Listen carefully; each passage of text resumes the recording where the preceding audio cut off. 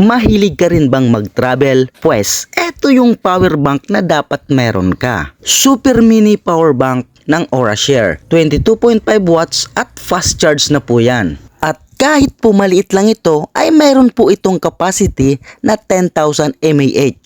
Okay, what's in the box? Check po natin. Ayan po yung packaging niya. So, silyadong-silyado po yan. Kaya't kung naghahanap o nagbabalak po kayong bumili ng power bank, check out nyo na po ito dahil ideal po to para sa mga mahilig mag-travel. Parang may dala lang po kayo na charger para sa inyong cellphone. Kasi kasing laki lang nga lang po ito ng inyong charger. Kaya't maganda po ito kahit saan po kayo magpunta, mapabundok, mapawalang kuryente. Dahil nga maliit, pocket size, space saving, kaya't hindi po siya hassle dalhin. Ang tanong magkano? Check out nyo na lang po dyan sa Yellow Basket dahil budget meal lang po yan para sa ganitong kaganda at katibay na power bank. Napansin nyo na medyo maiksi lang yung built-in cable niya? Huwag po kayong mag-alala dahil may purpose po yan kung paano nyo gamitin ng ganito lamang. Kaya't ang ganda niyang gamitin habang nagcha-charge. Ayan po yung itsura niya. O diba? Napakaangas. At eto lang po yung simpleng indicator para sa battery ng inyong power bank at battery ng inyong cellphone. Medyo mabigat po siya kahit po ganyan lang po siya kaliit.